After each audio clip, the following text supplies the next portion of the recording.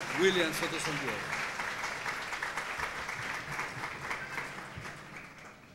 Muy buenas noches, ministros de las diferentes iglesias reunidos y también a todos los hermanos y amigos presentes de diferentes congregaciones.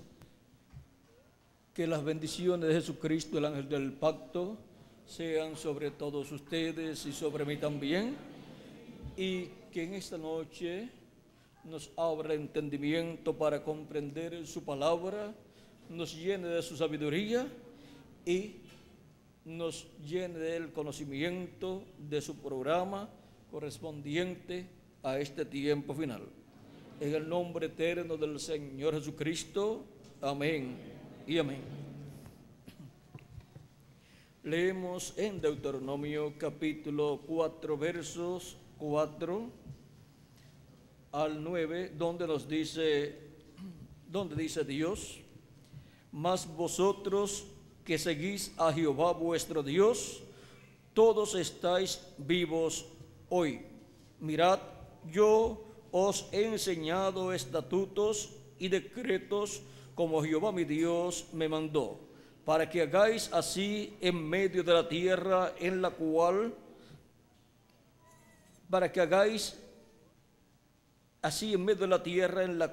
entráis para tomar posesión de ella.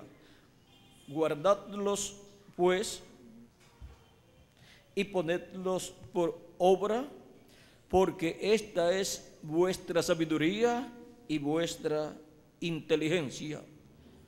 Esta es vuestra sabiduría y vuestra inteligencia ante los ojos de los pueblos, los cuales oirán todos estos estatutos y dirán: ciertamente pueblo sabio y entendido. Nación grande es esta, porque ¿qué nación grande hay que tenga dioses tan cercanos a ellos como lo está Jehová nuestro Dios en todo cuanto le pedimos? ¿Y qué nación grande hay que tenga estatutos y juicios justos como es toda esta ley que yo pongo hoy delante de vosotros? Por tanto, guárdate y guarda tu alma con diligencia, para que no te olvides de las cosas que tus ojos han visto, ni se aparte de tu corazón todos los días de tu vida. Antes bien las enseñarás a tus hijos y a los hijos de tus hijos. Que Dios bendiga nuestras almas con su palabra y nos permita entender. Nuestro tema para esta ocasión es la sabiduría de guardar la palabra de Dios. Pueden tomar asiento si tienen la bondad.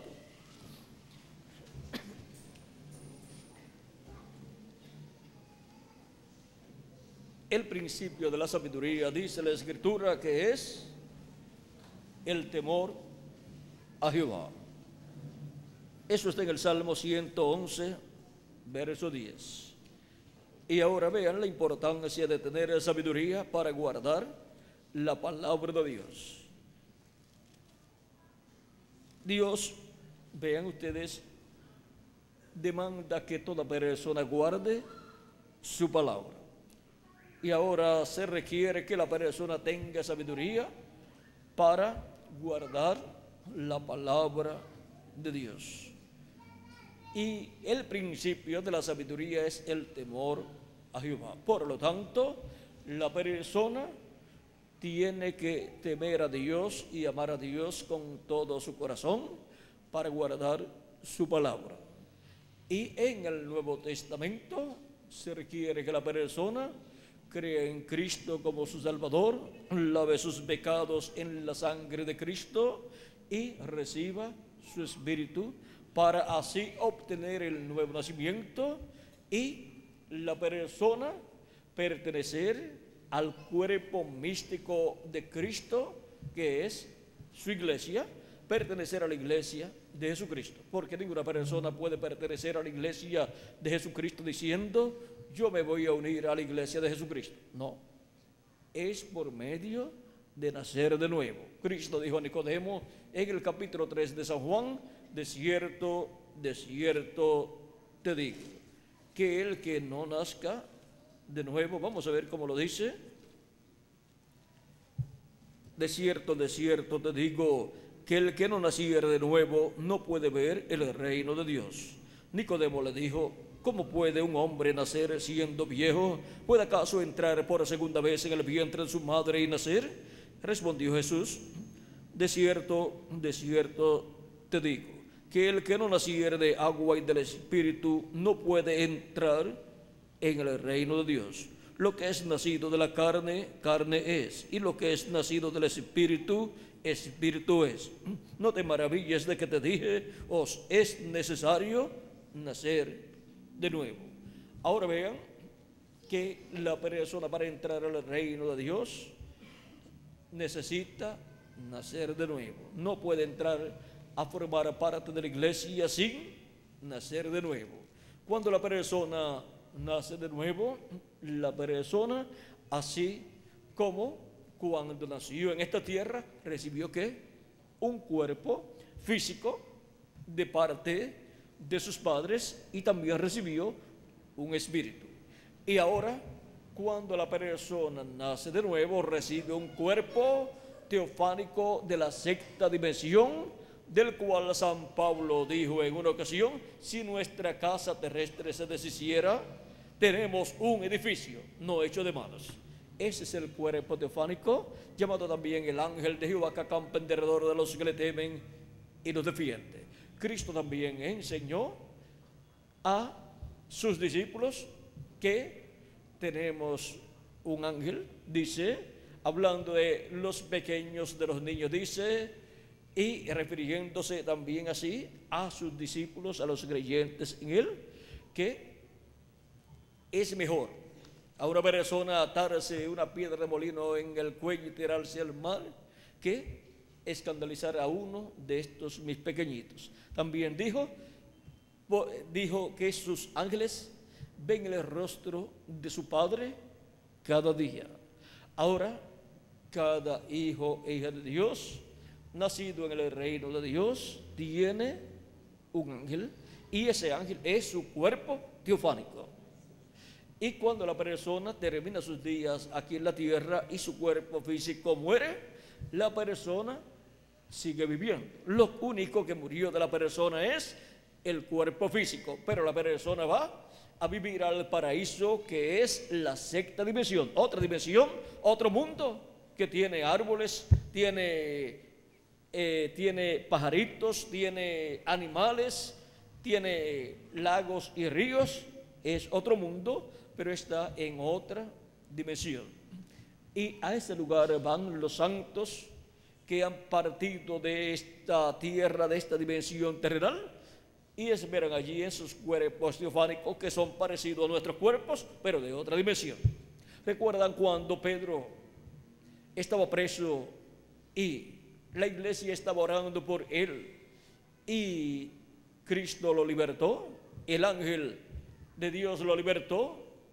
Y luego, cuando Pedro fue a la casa donde estaban orando por él, tocó la puerta, y una joven llamada Rode fue hasta la puerta, y al ver que era Pedro, de seguro tenían, como en muchos hogares, en la puerta tienen una ventanita pequeñita, y miran por ahí y ven qué persona es la que está tocando la puerta, porque no se le puede abrir la puerta grande a toda persona. Se le abre esa pequeñita para ver quién es el que está tocando a la puerta. Y Rode, cuando vio que era Pedro, supo que era Pedro, de gozo no le abrió la puerta, sino que regresó al grupo que estaba orando por él y le dice: es Pedro. Y le dicen a ella: no es Pedro, es su ángel. Ahora pensaron probablemente que el ángel de Pedro, ese cuerpo teofánico de la sexta dimensión, había ido a visitarlos, o que Pedro ya había muerto, lo había matado y ya estaba en ese cuerpo teofánico de la sexta dimensión, apareciéndole a ellos. Ahora vean la bendición tan grande que tiene toda persona que cree en Cristo como su Salvador, lava sus pecados en la sangre de Cristo y recibe su Espíritu Santo. La persona ha nacido en otra dimensión, tiene un cuerpo de otra dimensión, de la sexta dimensión, del paraíso. Esa es la misma clase de cuerpo que antes de Jesús venir a la tierra en el cuerpo de carne tenía. Y por eso, como Melquisedec le apareció allá a Abraham, ese Melquisedec es nuestro amado Señor Jesucristo en su cuerpo teofánico. Y también apareció a diferentes profetas del Antiguo Testamento, y también le apareció a los padres de Sansón, o sea, Manoa y su esposa, y ellos veían que era un varón que les estaba dando la noticia de que tendrían un hijo.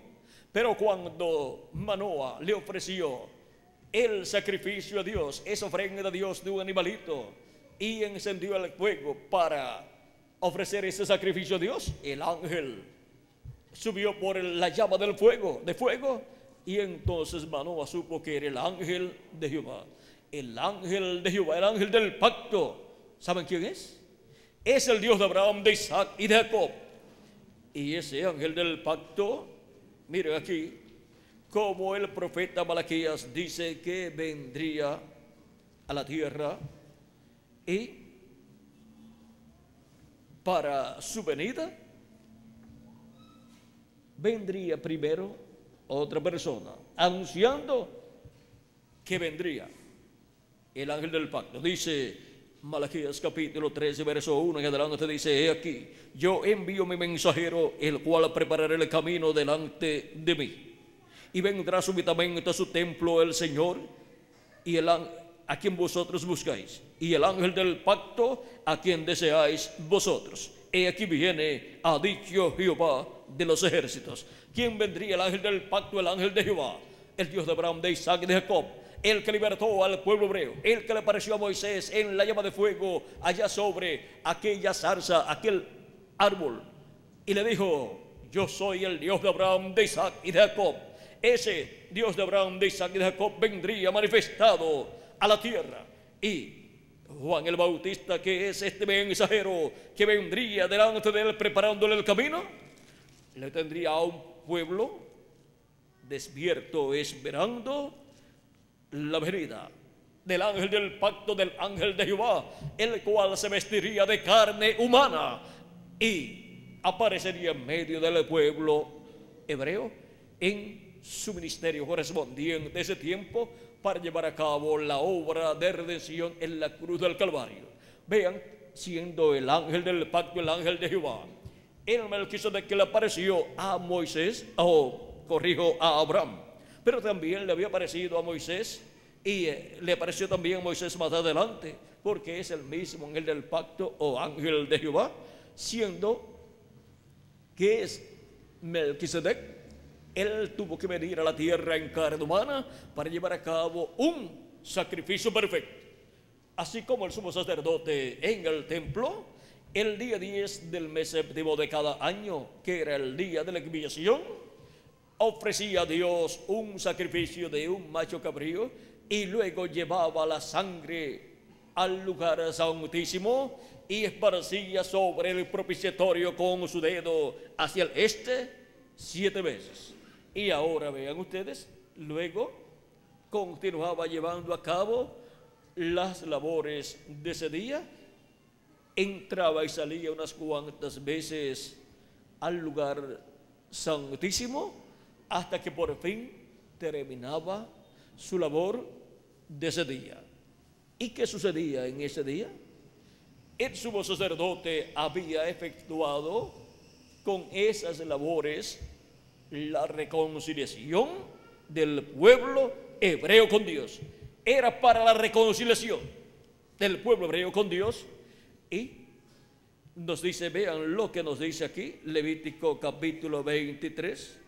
Es algo muy importante, porque esto mismo que el sumo sacerdote realizaba es lo que Cristo realizaría en el templo que está en el cielo.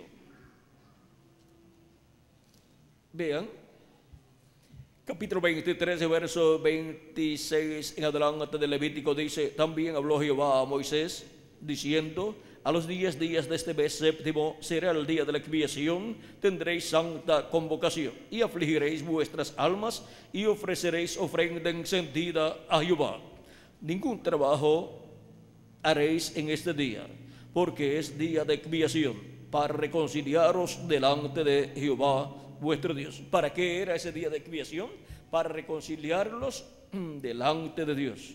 Porque toda persona que no se afligiere en este mismo día será cortado de su pueblo. Toda persona que no se afligiera en ese día sería cortado del pueblo. No obtendría el perdón de sus pecados y por consiguiente la reconciliación con Dios no era efectuada para esa persona, aunque era día de expiación. Pero la persona no prestó atención, no dio importancia a ese día y al sacrificio que se efectuaba ese día. Ahora, Cristo, siendo el sumo sacerdote Melquisedec, sacerdote del Dios Altísimo, él tenía que realizar el sacrificio por el pecado, como lo hacía el sumo sacerdote, que ofrecía el sacrificio de la expiación, que era el sacrificio del macho cabrío, el cual se efectuaba en el atrio. Y el atrio del templo hebreo allá representa el atrio del templo de Dios. Ahora, ¿cuál es el atrio del templo de Dios? Recuerden que Dios está en su trono en el cielo. El templo que construyó Moisés y el que construyó Salomón, o sea, el tabernáculo que construyó Moisés y el que construyó Salomón, tienen atrio, lugar santo y lugar santísimo, los cuales representan el templo de Dios que está en el cielo y representan esas tres partes del templo de Dios. Ahora, el atrio del tabernáculo que construyó Moisés y del que construyó Salomón representan esta dimensión terrenal. Este es el atrio del templo de Dios. Y el lugar santo del templo que construyó Moisés y construyó Salomón en el templo de Dios es la sexta dimensión o paraíso, donde están los santos que ya han partido y los mensajeros de esas 7 edades o etapas de la iglesia gentil. También la iglesia del Señor Jesucristo es el templo de Jesucristo, un templo espiritual. Tiene atrio, tiene lugar santo y tiene lugar santísimo. Ahora veamos el lugar santísimo del tabernáculo que construyó Moisés y del templo que construyó Salomón. Es el trono de Dios en el cielo. Y eso es la séptima y en la séptima dimensión. Y ahora, por eso fue que Cristo tuvo que venir a la tierra para efectuar el sacrificio aquí en la tierra. Como el sumo sacerdote lo efectuaba, ¿dónde? En el lugar del atrio. Pero luego la sangre la llevaba al lugar santísimo.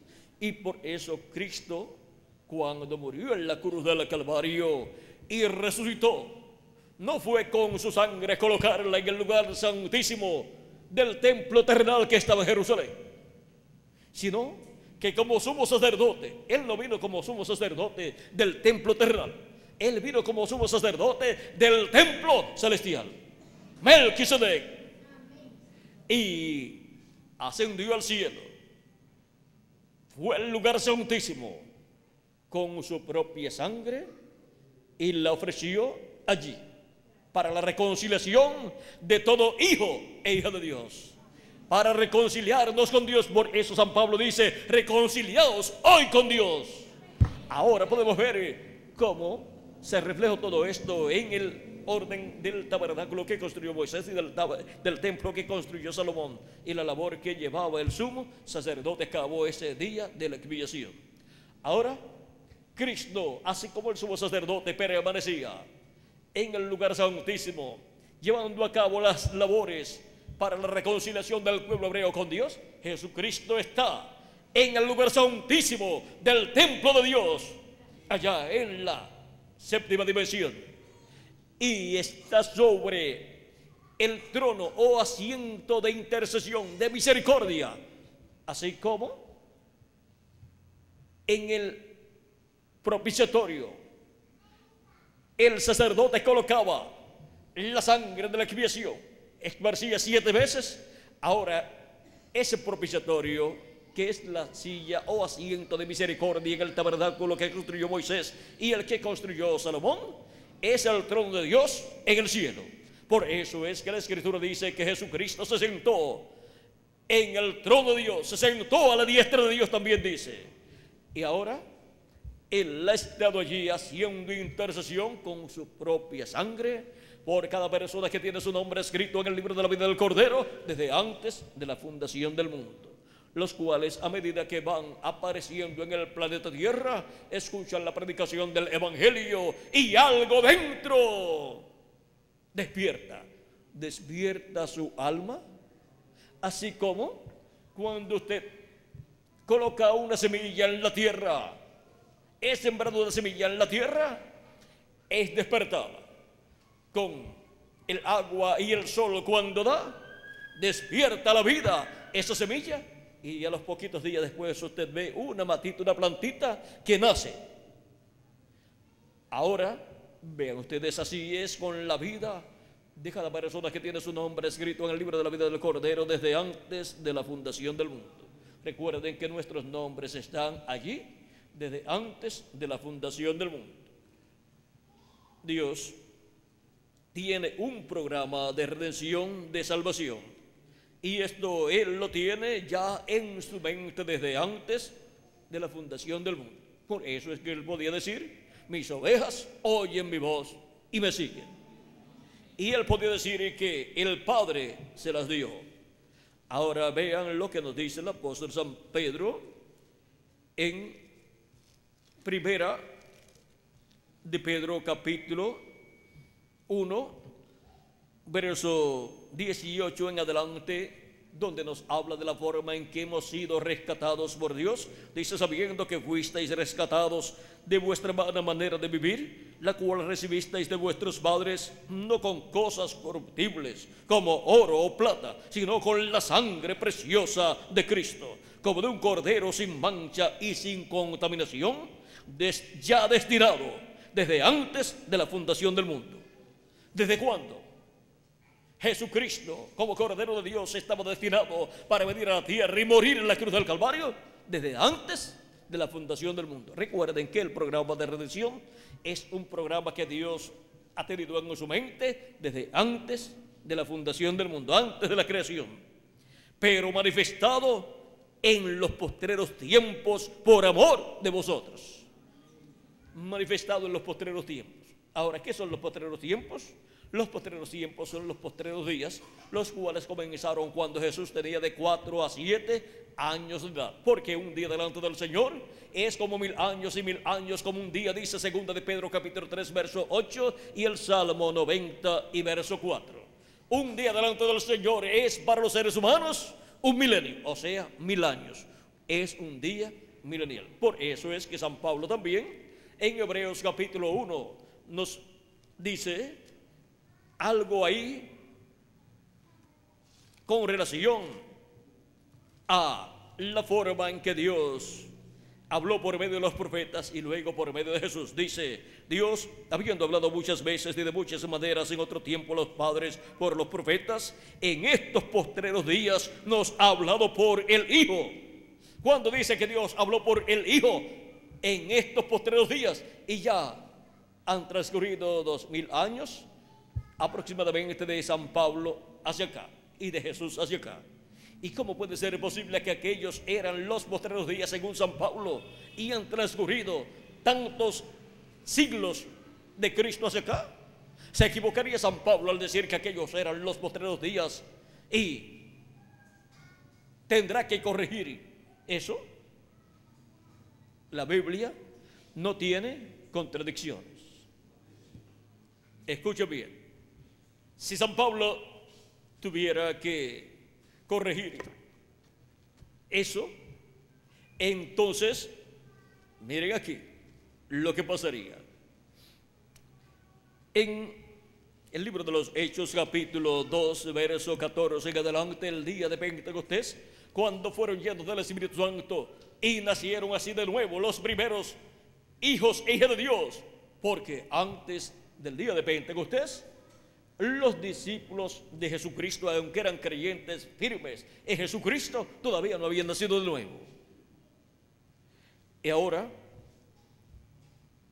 dice el libro de los Hechos, capítulo 14, capítulo 2, verso 14. Esto es Pedro hablando, dice, porque pensaban que estaban borrachos o algo pasaba. Entonces Pedro, poniéndose en pie con los 11, alzó la voz y les habló diciendo: varones judíos y todos los que habitáis en Jerusalén, esto os sea notorio y oíd mis palabras, porque estos no están ebrios como vosotros suponéis, puesto que es la hora tercera del día. Mas esto es lo dicho por el profeta Joel: y en los postreros días, dice Dios, derramaré de mi espíritu sobre toda carne, y vuestros hijos y vuestras hijas profetizarán. Y sigue hablando de las cosas que Dios hará en los postreros días. Ahora vean que San Pedro también dice que aquellos eran los postreros días para los cuales Dios había prometido que derramaría de su Espíritu Santo. Y desde el día de Pentecostés hacia acá ha estado derramando de su Espíritu Santo sobre toda persona que ha creído en Cristo como su Salvador y ha lavado sus pecados en la sangre de Jesucristo. Y ha estado Cristo produciendo el nuevo nacimiento de millones de personas del día de Pentecostés hacia acá. ¿Y qué es lo que ha estado sucediendo del día de Pentecostés hacia acá? En el programa de Jesucristo, Cristo estando en el lugar santísimo como sumo sacerdote, haciendo intercesión por los que tienen sus nombres escritos en el cielo, en el libro de la vida del Cordero, ha estado realizando la reconciliación, ha estado reconciliándonos con Dios. Y ahora, ¿qué significa todo esto para una persona y para toda la iglesia de Jesucristo? La Escritura nos dice en Apocalipsis capítulo 3, verso 14, que Jesucristo es el principio de la creación de Dios. Ahora, la primera creación del ser humano, ¿qué fue? Adán cayó. Pero ahora tenemos un segundo Adán, que es nuestro amado Señor Jesucristo. Y así como la descendencia del primer Adán, siendo una descendencia de un hombre caído, es una descendencia mortal, corruptible y temporal. Pero teniendo el segundo Adán, nosotros,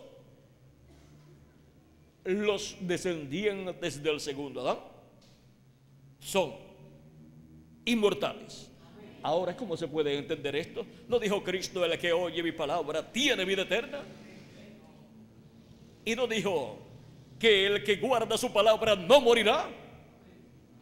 Ahora tenemos que comprender el programa de Cristo de redención y vida eterna, para poder comprender que Dios está llevando a cabo una nueva creación. Y el principio de esa nueva creación es nuestro amado Señor Jesucristo. Una nueva creación. Algunas personas piensan que Jesús no ha tenido hijos, pero miren, el hombre que más hijos tiene es nuestro amado Señor Jesucristo, el segundo Adán, pero es por creación divina. Y por eso son personas que vienen en ese programa de creación que es por medio de recibir a Cristo como su Salvador y lavar sus pecados en la sangre de Cristo, es recibir su Espíritu Santo y así nacer de nuevo. Nacen en el reino de Dios como hijos de Jesucristo, descendientes de Jesucristo, y esto es realizado por creación divina. Una nueva raza está creando Dios. Pero miren, este es el orden que produce vida eterna. Cuando Dios creó al hombre, lo colocó en un cuerpo teofánico de la sexta dimensión, un cuerpo como el cuerpo teofánico de nuestro amado Señor Jesucristo. Fue Jesucristo nuestro Salvador, en su cuerpo teofánico, el que estuvo allá en el huerto del Edén, pues Él es el árbol de la vida. Y ahora fue Cristo, el ángel del pacto, el ángel de Jehová, el que le creó a Adán ese cuerpo teofánico de la sexta dimensión. O sea, de Cristo fue que vino ese cuerpo teofánico.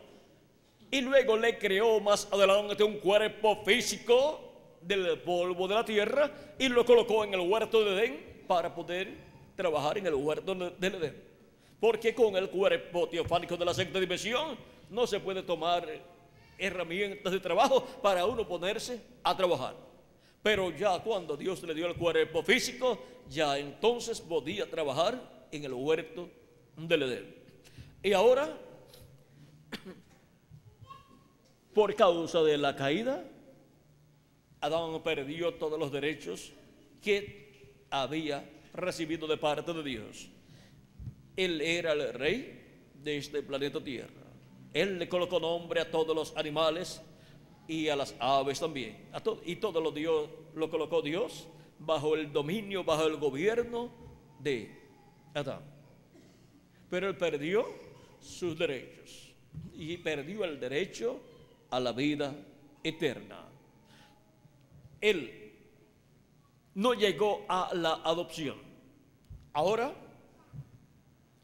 Cristo, vean ustedes, estuvo en la tierra, pero antes de venir a la tierra tenía su cuerpo teofánico de la sexta dimensión, el cual fue visto por profetas en el Antiguo Testamento.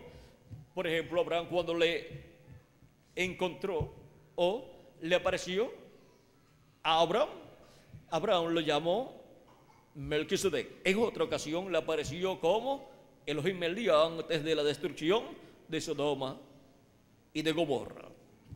Y ahora Jesucristo está creando una nueva raza, y por consiguiente, para que sea una raza con vida eterna, tiene que darle primero el cuerpo teofánico de la sexta dimensión, llamado el ángel de Jehová, que acampa en derredor de los que le temen y los defiende. La misma clase de ángel que los cristianos que estaban orando por Pedro dijeron que era el que estaba allí tocando la puerta, cuando dijeron que era el ángel de Pedro, porque cada cristiano, cada creyente en Cristo nacido de nuevo tiene un cuerpo teofánico angelical de la sexta dimensión, llamado el ángel de la persona. Ese ángel lo defiende, lo cuida, y sus ángeles ven el rostro de mi Padre cada día, dijo Cristo. Ahora, ven ustedes cómo es que se lleva a cabo una nueva creación con vida eterna. Y cuando la persona termina sus días aquí, muere su cuerpo físico, pues sigue viviendo, pero en el cuerpo teofánico de la sexta dimensión. Y en cierto tiempo, Cristo ha prometido que va a resucitar a todos los creyentes en Él que han partido. ¿Y ahora para cuándo es que Cristo va a resucitar a los santos que han dormido? En San Juan capítulo 6, verso 39 al 40, Él dice para cuándo va a realizar esa resurrección. Y esta es la voluntad del Padre, el que me envió, que de todo lo que me diere no pierda yo nada, sino que lo resucite en el día postrero. ¿Cuándo será la resurrección? En el día postrero. Y esta es la voluntad del que me ha enviado, que todo aquel que ve al Hijo y cree en Él tenga vida eterna, y yo le resucitaré en el día postrero. Y ahora, ¿cuál es el día postrero? Les dije que desde los días de Jesús habían comenzado los días postreros, porque los días postreros delante de Dios para los seres humanos son los milenios postreros, porque un día delante del Señor es como 1000 años y 1000 años como un día. Y San Pedro dice que esto es algo que no podemos ignorar. El que lo ignore nunca podrá comprender qué son los días postreros, y por consiguiente tampoco podrá saber qué es y cuál es el día postrero. Ahora, los días postreros, así como los días postreros de la semana, son jueves, que es el 5.º día, viernes, que es el 6.º día, y sábado, que es el 7.º día. Los días postreros delante de Dios para los seres humanos son el 5.º día milenial, 6.º día milenial y 7.º día milenial, de Adán hacia acá. O sea, 5.º, 6.º y 7.º milenio son los días postreros para los seres humanos. Y por eso es que San Pedro y San Pablo podían decir que en aquel tiempo ya habían comenzado los días postreros. Y ahora nos encontramos viviendo en el fin del siglo XX y faltan solamente un año con 10 meses y algunos días para completar los 20 siglos de Cristo hacia acá, o 2000 años de Cristo hacia acá, y comenzar el siglo XXI, y por consiguiente comenzar el tercer milenio de Cristo hacia acá. Pero este tercer milenio de Cristo hacia acá, de Adán hacia acá, sería ¿qué? El 7.º milenio. Ahora, el 7.º milenio de Adán hacia acá es el tercer milenio de Jesucristo hacia acá, y es el día postrero delante de Dios, que para los seres humanos es el tercer milenio de Cristo hacia acá, o 7.º milenio de Adán hacia acá, porque un día delante del Señor es como 1000 años y 1000 años como un día. Y ese es el día del cual Cristo habla aquí: y yo le resucitaré en el día postrero, o sea, en el 7.º milenio, pero no nos dice en qué mes o qué año del 7.º milenio. Ahora, los muertos en Cristo están esperando la resurrección para el día postrero. Ahora sí le añadimos al calendario los años de atraso que tiene. Ya estamos en el 7.º milenio, en el día postrero, en el cual Cristo resucitará a los que han partido, pero no sabemos en qué año se efectuará la resurrección, pero sabemos que es para el día postrero, o sea, para el milenio postrero, que es el 7.º milenio de Adán hacia acá y tercer milenio de Jesús hacia acá. Y luego que los muertos en Cristo sean resucitados en cuerpos eternos, inmortales, incorruptibles y glorificados, iguales al cuerpo de nuestro amado Señor Jesucristo, nosotros que vivimos seremos transformados y tendremos un cuerpo también a imagen y semejanza de nuestro amado Señor Jesucristo, y entonces estaremos con vida eterna física y también vida eterna en el cuerpo teofánico de la sexta dimensión. Pero ya tenemos vida eterna en el cuerpo teofánico de la sexta dimensión, porque ya al recibir a Cristo como nuestro Salvador, hemos lavado nuestros pecados en la sangre de Cristo y recibido su Espíritu Santo, hemos obtenido ese nuevo nacimiento. Ahora miren, San Juan capítulo 5 verso 24 dice: de cierto os digo, el que oye mi palabra y cree al que me envió, tiene vida eterna, y no vendrá a condenación, mas ha pasado de muerte a vida. Vean cómo es que Cristo nos pasa de muerte a vida. Al nacer en esta tierra, por medio de nuestros padres terrenales, hemos nacido en un valle de sombra y de muerte, y hemos nacido con un cuerpo mortal, corruptible y temporal, y con un espíritu del mundo. Pero por medio de creer en Cristo como nuestro Salvador y lavar nuestros pecados en la sangre de Cristo y recibir su Espíritu Santo, hemos nacido de nuevo, hemos nacido en el reino de Dios, y por consiguiente hemos obtenido vida eterna. Hemos pasado de muerte a vida, y hemos pasado de un reino de muerte a un reino de vida eterna, el reino de nuestro amado Salvador. Y ahora vean cómo para este tiempo final hemos llegado al fin del siglo XX. Estamos viviendo los últimos años del fin del siglo XX, si es que dejamos el calendario como está. Pero si le añadimos los años que tiene de atraso, ya estamos en el 7º milenio.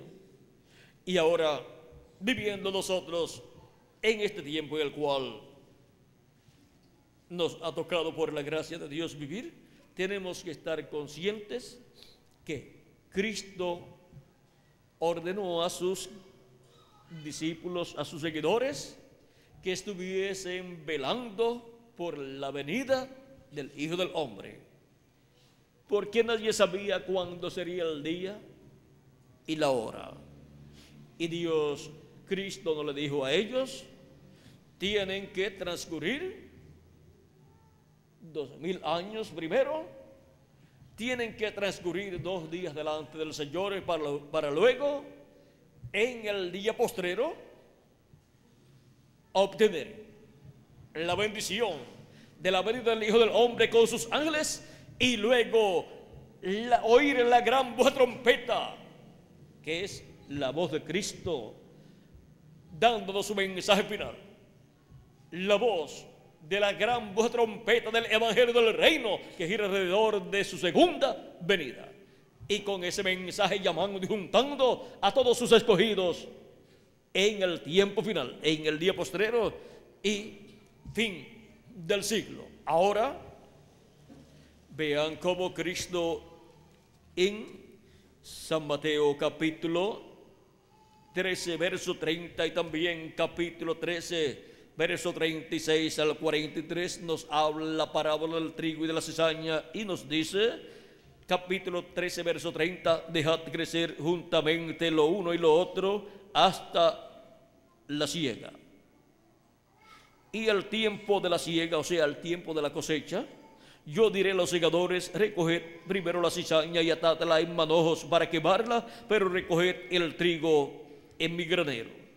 Y luego, cuando le piden que les explique la parábola, vean cómo él habla acerca, vean lo que dice aquí también del por qué Jesús habla en parábolas. Capítulo 13, verso 34 y 15 dice, 34 y 35 dice: todo esto habló Jesús por medio de parábolas a la gente, y sin parábolas no les hablaba, para que se cumpliese lo dicho por el profeta cuando dijo: abriré en parábolas mi boca y declararé cosas escondidas desde la fundación del mundo. En las parábolas que Jesús habló hay cosas escondidas desde la fundación del mundo, o sea, misterios que no fueron revelados en el Antiguo Testamento, están colocados en esas parábolas del Señor Jesucristo. Por ejemplo, tenemos la parábola del trigo y la cizaña, la cual nos muestra o contiene sellada en esa parábola el misterio de los hijos del reino, los hijos de Dios y los hijos del mal. Y ese es un misterio. Ahora, continuamos leyendo, dice, entonces, despedida la gente, entró Jesús en la casa y acercándose a él sus discípulos le dijeron, explícanos la parábola de la cizaña del campo. Respondiendo él les dijo, el que siembra la buena semilla es el Hijo del Hombre, el campo es el mundo, la buena semilla son los hijos del reino y la cizaña son los hijos del malo. O sea que hay hijos del malo y hay hijos de Dios en la tierra. El enemigo que sembró la cizaña, es el diablo. La siega es el fin del siglo. Y los segadores son los ángeles. La siega es el fin del siglo. Por eso es que ustedes, si buscan en la historia de los creyentes en Jesucristo, o sea, del cristianismo, ustedes encontrarán que en cada ocasión en que la humanidad llegaba al fin de cada siglo, había un movimiento espiritual en el cual la gente se preparaba para la venida del Señor. Y algunas personas pueden pensar que eso no estaba bien, pero eso estaba bien. Porque Cristo dijo que estuviesen velando. Y los que estuvieron velando y estuvieron preparados en esos diferentes siglos que han transcurrido, lo hicieron muy bien. Porque en alguno de los siglos, al final, se llevará a cabo la cosecha, para la cual, dice Cristo, la siega es el fin del siglo y los segadores son los ángeles. Por lo tanto, la cosecha la llevarán a cabo los ángeles del Hijo del Hombre. En el fin de algún siglo aparecerán los ángeles del Hijo del Hombre llevando a cabo la cosecha. De eso también habló Cristo en San Mateo capítulo 24, donde le preguntan a él acerca del fin del siglo o fin del mundo y también de la señal de su venida. Vean, en San Mateo 24, verso 3 dice, estando él sentado en el monte de los olivos, los discípulos se le acercaron aparte diciendo, dinos, ¿cuándo serán estas cosas? ¿Qué cosas? La destrucción de Jerusalén, de la cual le había hablado, y del templo. ¿Y qué señal habrá de tu venida? O sea, la segunda venida de Cristo, la venida del Hijo del Hombre, y del fin del siglo. Ahora, ¿qué señal habrá de su venida y del fin del siglo? Una señal inequívoca para la humanidad de que del tiempo en que estará viviendo en el fin del siglo correspondiente para el cumplir estas promesas es la venida de los ángeles del Hijo del Hombre llevando a cabo la cosecha. La cosecha es el recogimiento del fruto y el trigo son los hijos del reino. El recogimiento de los hijos del reino por los ángeles del Hijo del Hombre. Y ahora Jesucristo dio más luz acerca de este gran evento en San Mateo capítulo 24, cuando los discípulos le preguntaron qué señal habrá de su venida y del fin del siglo. Y Jesús en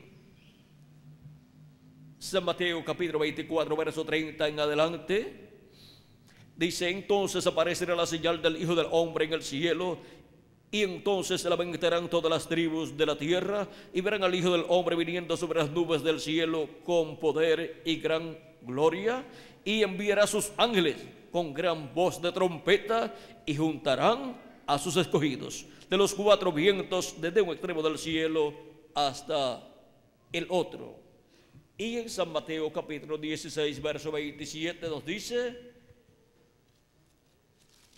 el mismo Jesucristo: porque el Hijo del Hombre vendrá en la gloria de su Padre con sus ángeles, y entonces pagará a cada uno conforme a sus obras. Aquí tenemos la venida del Hijo del Hombre con sus ángeles en los diferentes lugares que hemos leído, y nos dice que enviará a sus ángeles con gran voz de trompeta y juntarán a sus escogidos. Juntarán a sus escogidos, eso es cosechar, recoger el trigo. ¿Cuándo? En el fin del siglo. Y en el fin de algún siglo estarán siendo llamados y juntados todos los escogidos de Dios, y estarán siendo preparados para ser transformados y llevados a la cena de las bodas del Cordero en el cielo por nuestro amado Señor Jesucristo, antes de que comience la gran tribulación, donde los juicios divinos han de caer sobre la tierra. Ahora, ¿qué son o quiénes son los ángeles del Hijo del Hombre? En Apocalipsis capítulo 11, verso 3 en adelante, son los dos ungidos que están delante de la presencia de Dios, los cuales son los dos olivos y los dos candeleros que están delante de la presencia de Dios. También en Zacarías capítulo 4 aparecen los dos olivos y las dos ramas de olivos, que son los dos ungidos que están delante de la presencia de Dios. Esos son los ministerios de los ángeles del Hijo del Hombre para el día postrero.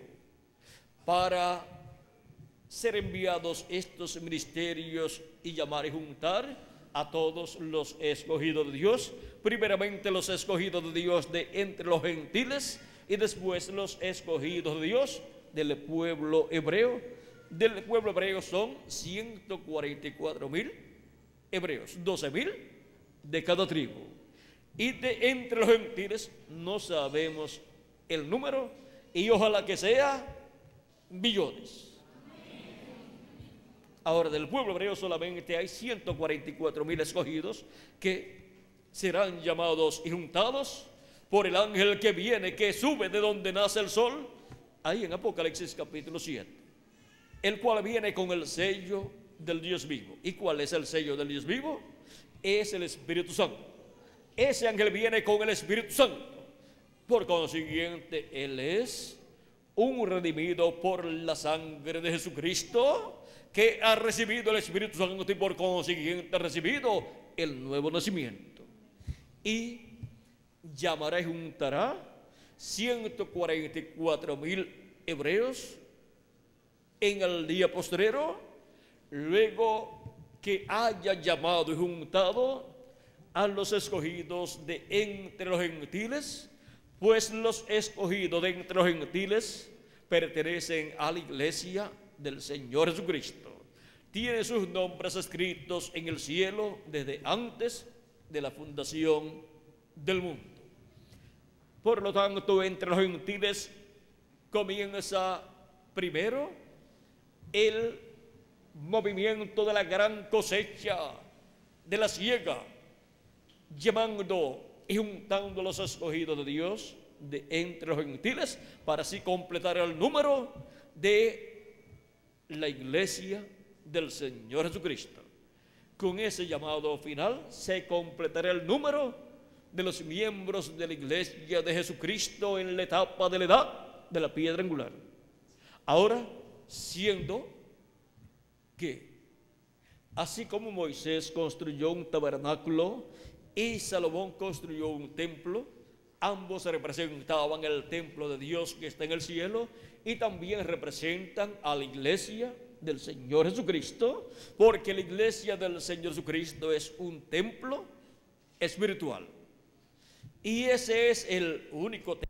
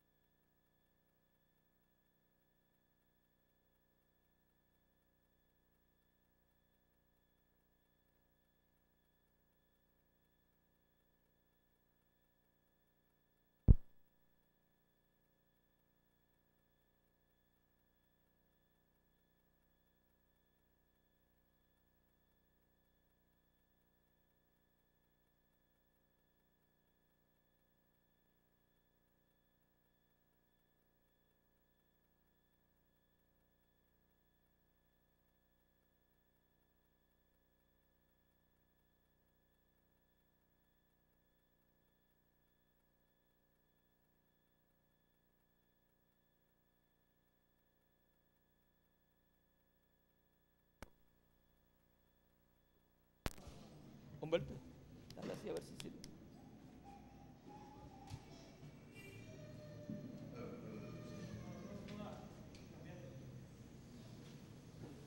Humberto, aquí.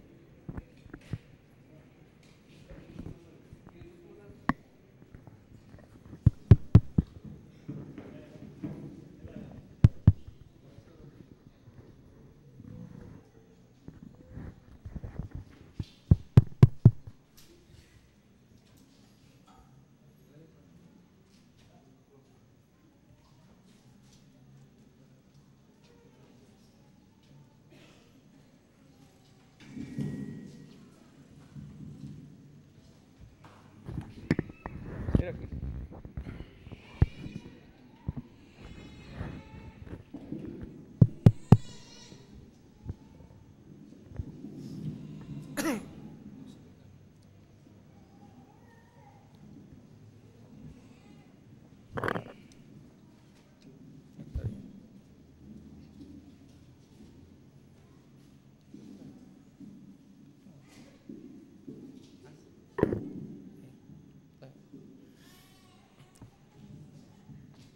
La iglesia del Señor Jesucristo, siendo un templo espiritual, la cual fue representada en el tabernáculo que construyó Moisés y el templo que construyó Salomón. Vean, es el único templo de Dios que queda. Ya el tabernáculo que construyó Moisés no está, y el templo que construyó Salomón tampoco está. Solamente queda un templo de Dios en la tierra y es su iglesia. Y ahora, ese templo, así como el que construyó Moisés y el que construyó Salomón, fueron construidos y les tomó cierta cantidad de tiempo. Y ahora Cristo, nuestro Salvador, es el que le ha tocado construir el templo de Dios, que es un templo para toda la eternidad, el cual es su iglesia. Y ahora Él comenzó allá en el este, en la tierra de Israel, trabajando en la construcción de ese templo. Ahora, así como el templo que construyó Moisés y el de Salomón tienen atrio, lugar santo y lugar santísimo, y el templo de Dios celestial tiene atrio, que es esta dimensión terrenal, tiene lugar santo, que es la sexta dimensión, o sea el paraíso, y tiene lugar santísimo, que es la séptima dimensión, donde está el trono de Dios. Ahora la iglesia del Señor Jesucristo, siendo un templo de Dios, de Jesucristo, miren ustedes, el atrio es de Adán, hasta el tiempo de Cristo.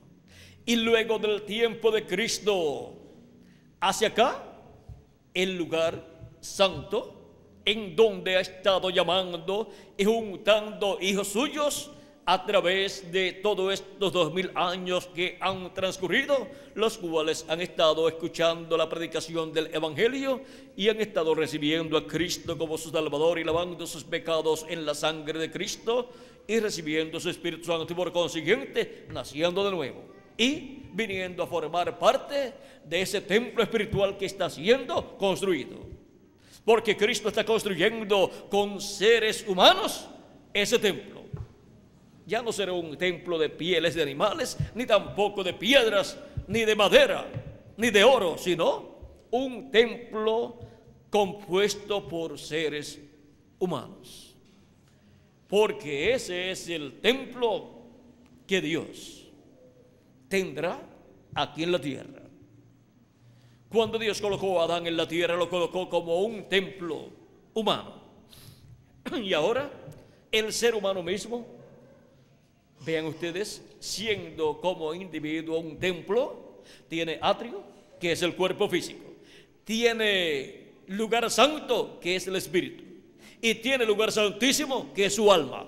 El alma de la persona es el lugar santísimo para Dios morar ahí en su alma, en el lugar santísimo. Ese es el trono de Dios en la persona como individuo.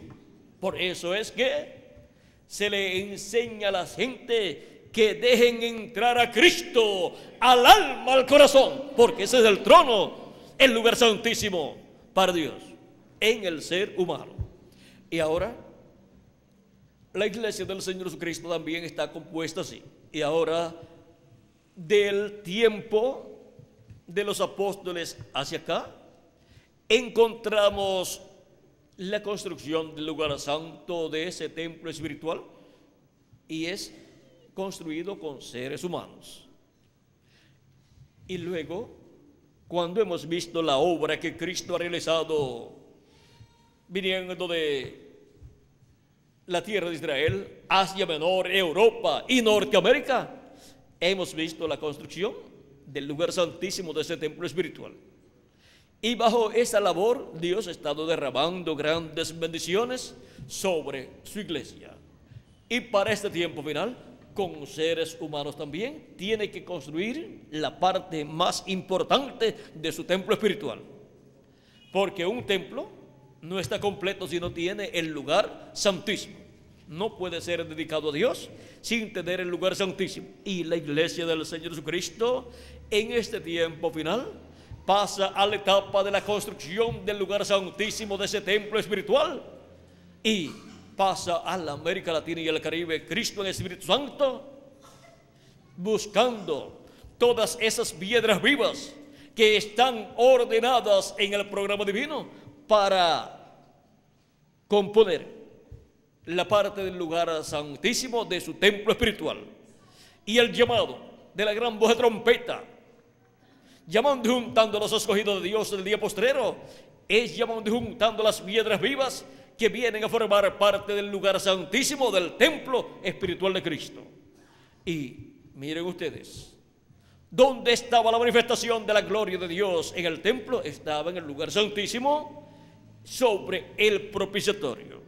Y para el día postrero la gloria de Dios estará manifestada en toda su plenitud en el lugar santísimo de su templo espiritual, en la América Latina y el Caribe, cuando se complete la construcción del templo espiritual de Cristo. Y la tierra será llena del conocimiento de la gloria de Jehová como las aguas cubren el mar. Dice Habacuc capítulo 2 verso 14 e Isaías capítulo 11 verso 9. Serán llenos del conocimiento de la manifestación de la gloria de Dios en su templo espiritual, en su iglesia, esa manifestación que Él ha prometido para este tiempo final. Ahora, Cristo está completando la construcción de su templo espiritual, de su iglesia, en este día postrero con latinoamericanos y caribeños. Y ese es el privilegio grande de los latinoamericanos y caribeños, que el llamado para venir a formar parte del lugar santísimo de su templo espiritual está siendo efectuado en la América Latina y el Caribe. Por lo tanto, los latinoamericanos y caribeños son la gente más privilegiadas de este planeta Tierra. Y ahora, miren dónde está la bendición de Cristo en este tiempo final. En la América Latina y el Caribe. Aunque haya problemas en la América Latina y el Caribe, así como en la primera venida de Cristo, vean, la gloria de Dios estaba manifestada en medio del pueblo hebreo, aunque el pueblo hebreo tenía muchos problemas. Ahora, nosotros estamos viviendo en el tiempo más grande y glorioso de todos los tiempos, en donde el mensaje de la gran voz de trompeta del Evangelio del Reino, que gira alrededor de la segunda venida de Cristo, llama y junta a todos los escogidos en este tiempo final. Y estamos viviendo en el fin del siglo XX al tomar el calendario gentil tal y como está. Y está siendo hecho el llamado de la gran voz de trompeta del Evangelio del Reino, llamando y juntando a todos los escogidos de Dios. Y Dios tiene escogidos en todas las iglesias. Dios tiene escogidos en todos los grupos cristianos que hay en la tierra.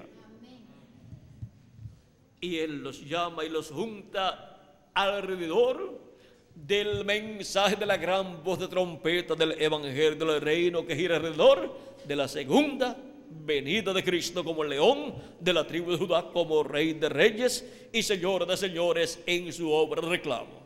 Y nos prepara para ser transformados y llevados a la cena de la boda del Cordero en el cielo en este tiempo final. Estamos viviendo en el tiempo más grande y glorioso de todos los tiempos, en donde se necesita la sabiduría divina para guardar la palabra de Dios correspondiente a este tiempo final. Recuerden que el pueblo hebreo tuvo la palabra de Dios escrita, y cuando vino Jesús, todos ellos tenían la palabra escrita. Los sacerdotes se predicaban, leían al pueblo esa palabra escrita, el sumo sacerdote también. Pero cuando vino Jesús predicando, Él era la palabra viviente, porque la palabra escrita que hablaba de la venida del Mesías estaba cumpliéndose en Jesús. Y por consiguiente, la palabra viviente en carne humana les enseñaba a todos la palabra de Dios prometida para ese tiempo. Y eso era la palabra vivificada de Dios, traída a vida. Pero hubo muchos predicadores y muchos se opusieron a Jesús. Pero Jesús decía: el que oye mi palabra y crea al que me envió, tiene vida eterna y no vendrá a condenación, mas pasó de muerte a vida. Ahora, ¿con quién se quedaría usted si le tocaba vivir en aquel tiempo? Todos diríamos: con Jesús. Porque ¿quién se va a quedar con otros predicadores que no sea el Mesías prometido en medio del pueblo hebreo? Pero no nos ha tocado vivir en aquel tiempo. Pero todos nos hubiésemos quedado con el enviado de Dios. Y ahora, ¿con quiénes se quedarán ustedes en este tiempo final? Vamos a ver. Apocalipsis capítulo 22, verso 16 dice: yo, Jesús, he enviado mi ángel para daros testimonio de estas cosas en las iglesias.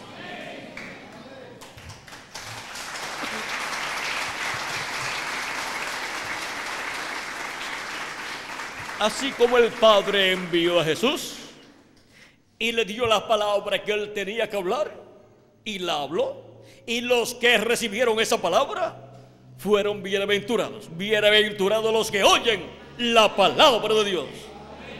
Y ahora, ¿habrá alguna bienaventuranza en recibir al enviado de Jesucristo, al ángel del Señor Jesucristo? ¿Y quién es el ángel del Señor Jesucristo? Ese es el último profeta mensajero que viene en el día postrero con el mensaje del evangelio del reino, con el mensaje de la gran voz trompeta del evangelio. Es el mensajero que viene con el mensaje de la dispensación del reino. Ese es un profeta dispensacional enviado por Jesucristo y llamado el ángel del Señor Jesucristo. Vean que viene dando testimonio de las cosas que deben suceder. ¿Quiénes son los que dan testimonio de las cosas que deben suceder? Los profetas de Dios, los enviados de Dios.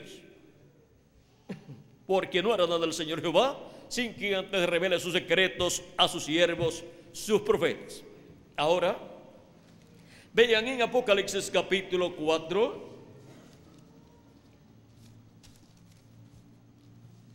la promesa de Cristo. Después de esto miré y aquí una puerta abierta en el cielo, y la primera voz que oí como de trompeta hablando conmigo dijo: sube acá y yo te mostraré las cosas que sucederán después de estas. Es la voz de Cristo hablando en el día posterior, en el tiempo final, y pidiéndole a sus hijos que suban más arriba. Hay que subir más arriba, hay que subir a la edad de la piedra angular, y hay que subir al lugar santísimo del templo espiritual de Cristo, en la etapa correspondiente al día posterior, en la iglesia del Señor Jesucristo. Y ahora, por medio de quien Él estará dándonos a conocer todas estas cosas que deben suceder pronto. En Apocalipsis capítulo 22, verso 6 dice: y me dijo, estas palabras son fieles y verdaderas, y el Señor, el Dios de los espíritus de los profetas, ha enviado su ángel para mostrar a sus siervos las cosas que deben suceder pronto. ¿A quién ha enviado? A su ángel mensajero. ¿Para qué? Para dar a conocer las cosas que deben suceder pronto.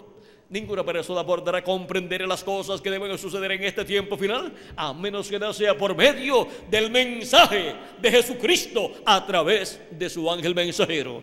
Porque su ángel mensajero es enviado por Jesucristo para dar testimonio de todas estas cosas que deben suceder pronto. Cristo coloca su palabra en el corazón y en la boca de su ángel mensajero. Yo, Jesús, he enviado mi ángel. Ese es el enviado de Jesucristo. ¿Para qué lo ha enviado? Para dar testimonio de todas estas cosas que deben suceder pronto. Dar testimonio para todas las iglesias y en todas las iglesias. Viene con un mensaje para todo el cristianismo, para todas las iglesias. Y ese mensaje contiene todas las cosas que han de suceder pronto en este tiempo final. Y la principal de ellas es la segunda venida de Cristo como el león de la tribu de Judá, como Rey de Reyes y Señor de Señores en su obra de reclamo. Ninguna persona podrá comprender el misterio de la segunda venida de Cristo, excepto aquellos que reciban al enviado de Jesucristo, que viene enviado por Jesucristo para dar testimonio de todas estas cosas que deben suceder pronto. Así como el Padre envió a Jesús, ahora Jesús envía a su ángel mensajero a su iglesia en este tiempo final. Y ahora miren lo que nos sigue diciendo Apocalipsis 22. Leímos el verso 6, ahora continuamos con el verso 7. Y aquí vengo pronto. Bienaventurado el que guarda las palabras de la profecía de este libro. ¿Por qué son bienaventurados? Porque las palabras de la profecía de este libro son las palabras de nuestro amado Señor Jesucristo, dadas a su ángel mensajero para que las hable a su iglesia en este tiempo final. A Juan le habló el ángel del Señor Jesucristo, pero le mostró todas estas cosas con símbolos. Pero para el día postrero, este mismo ángel mensajero de Jesucristo le hablará a la iglesia de Jesucristo, mostrándole el significado de estos símbolos que tienen que ver con las cosas que han de suceder en este tiempo final.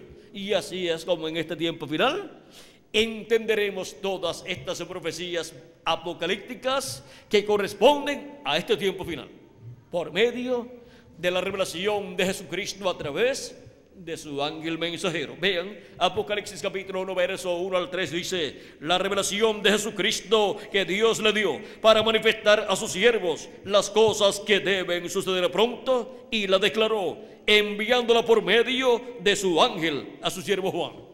¿Por medio de quién vino la revelación de Jesucristo a Juan? Por medio de su ángel mensajero. ¿Por medio de quién vendrá la revelación de Jesucristo para el día postrero a la iglesia de Jesucristo, dándola a conocer todas estas cosas que deben suceder pronto? Por medio del ángel mensajero del Señor Jesucristo. Dice que ha dado testimonio de la palabra de Dios y del testimonio de Jesucristo y de todas las cosas que ha visto. Bienaventurado el que lee y los que oyen las palabras de esta profecía. Ven que las palabras que trae el ángel del Señor Jesucristo es una profecía, un libro profético, es lo que tenemos como el libro del Apocalipsis. Y guarda las cosas en ella escritas, porque el tiempo está cerca. Ahora podemos ver que esta es la segunda ocasión en que un espíritu de profeta ministra antes de venir en carne humana. El primero fue Jesús. Jesús, estando en su cuerpo teofánico, ministró. En el Antiguo Testamento le apareció a Abraham, a Isaac, a Jacob y a todos estos hombres de Dios. Le apareció como el ángel de Jehová, el ángel del pacto. Y luego, la segunda ocasión en que aparece un profeta ministrando antes de tener su cuerpo físico, es este ángel del Señor Jesucristo. Este es un espíritu de profeta, revelándole a Juan todas estas cosas, pero en símbolos. Pero esos símbolos tienen un significado, el cual nos estará dando a conocer el ángel del Señor Jesucristo cuando venga en carne humana en el día postrero, en el tiempo final, en el fin del siglo. Y vean, ¿cuántos o quiénes de ustedes ya conocían qué eran los días postreros y qué era el día postrero? No lo conocíamos, pero ya lo conocemos, porque ya ha sido abierto el misterio de lo que son los días postreros y lo que es el día postrero, que es el séptimo milenio. Y ahora sí, también hay un sinnúmero de misterios divinos que están ya abiertos en este tiempo final, en este fin del siglo. Por ejemplo, ¿cuántos sabían que cuando la persona nacía de nuevo, recibía el Espíritu Santo, obtenía un cuerpo teofánico de la sexta dimensión igual al cuerpo teofánico de Jesucristo? No lo sabíamos, pero ahora sí, ya lo sabemos.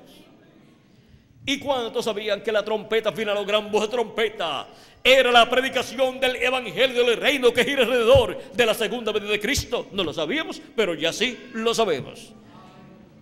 ¿Y cuántos sabían que el llamado de la gran voz de trompeta del evangelio del reino sería efectuado en la América Latina y el Caribe? No lo sabíamos, pero ya sí lo sabemos.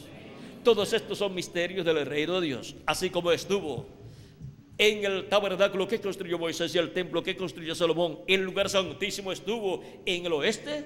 Ahora el lugar santísimo del templo espiritual de Cristo corresponde al oeste. Y el oeste es el continente americano al cual pertenece la América Latina y el Caribe. Ahora podemos ver por qué el llamado de la gran voz de trompeta surge en la América Latina y el Caribe. Porque la construcción del lugar santísimo del templo espiritual de Cristo se realiza en la América Latina y el Caribe con latinoamericanos y caribeños. Y aunque se hayan ido a otras naciones y otros continentes, hasta allá le llega el mensaje a los que vienen a formar parte del lugar santísimo del templo espiritual de Jesucristo. Ahora podemos ver que los latinoamericanos y caribeños tienen realmente motivo para vivir, tienen motivo de existencia, y es porque Dios llamaría y juntaría a sus escogidos en la América Latina y el Caribe para formar el lugar santísimo de su templo espiritual. Y como les dije, cualquiera que haya viajado a otras naciones y pertenece a ese grupo, será llamado y juntado también, no importa la nación donde se encuentre. Ahora hemos visto estos misterios que les he mencionado, pero hay otros misterios también que por falta de tiempo no les puedo mencionar, pero que ustedes los encontrarán en los folletos, en las conferencias que están impresas en folletos y también en los videos. Y así obtendrán gradualmente el conocimiento de todas estas cosas que deben suceder pronto en este tiempo final, y serán preparados para ser transformados y ser arrebatados al cielo y llevados a la cena de las bodas del Cordero. Estamos viviendo en el tiempo más glorioso de todos los tiempos, en donde se necesita esa sabiduría para guardar la palabra de Dios y estar en el mensaje de Dios correspondiente a nuestro tiempo, en donde Él llama y junta a todos sus escogidos y nos revela estos misterios divinos. Y así nos da la fe para ser transformados y raptados, o sea, arrebatados al cielo, a la cena de las bodas del Cordero. Ahora no sabemos el año en que Cristo resucitará a los muertos que han partido, pero que han sido creyentes en Él.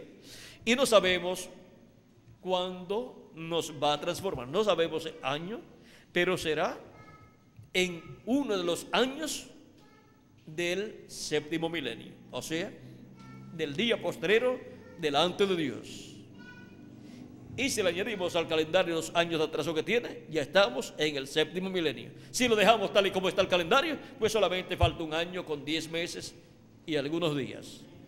Pero el llamado de la gran voz de trompeta, llamando y juntando a sus escogidos, es lo que recoge, lo que realiza la cosecha y nos junta, no importa a qué grupo religioso, a qué grupo, a qué congregación, a qué iglesia del cristianismo usted pertenezca.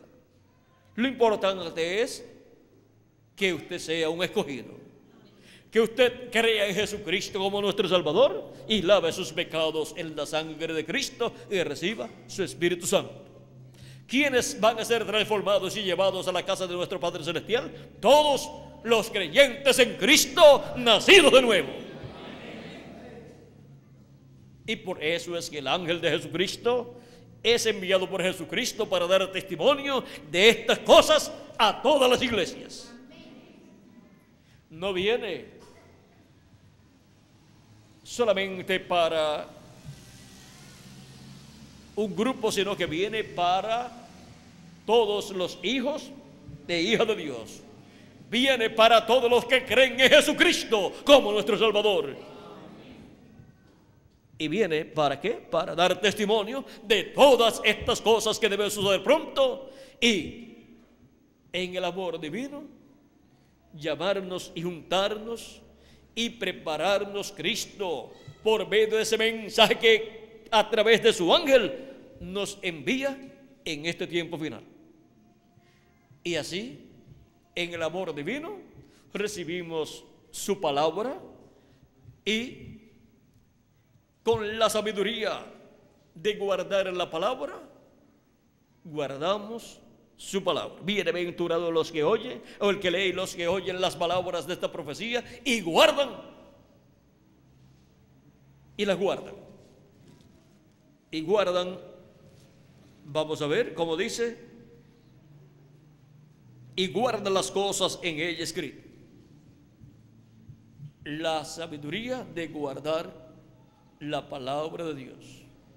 El principio de la sabiduría es el temor de Dios, y con temor divino y sabiduría divina guardamos la palabra de Dios.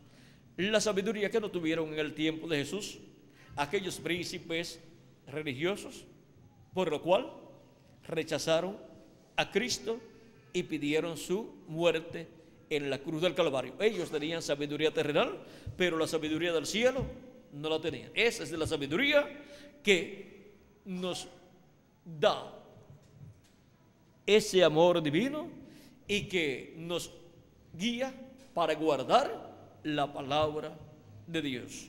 Nos llena del conocimiento de su programa y de su palabra para guardar su palabra y permanecer fieles a Cristo, nuestro amado Salvador.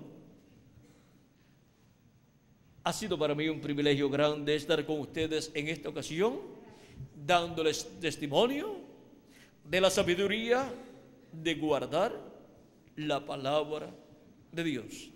El que oye mi palabra y la guarda, tiene vida eterna, dice Jesús.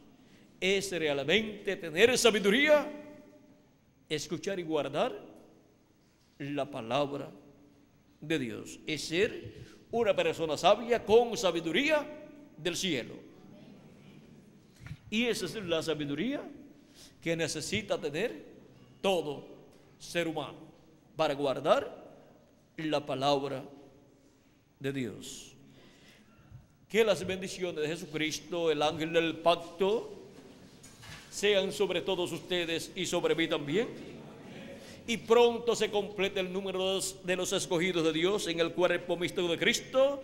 Y pronto los muertos en Cristo resuciten en cuerpos eternos. Y nosotros los que vivimos seamos transformados y llevados a la cena de las bodas del Cordero en el cielo. En el nombre eterno del Señor Jesucristo. Amén y amén.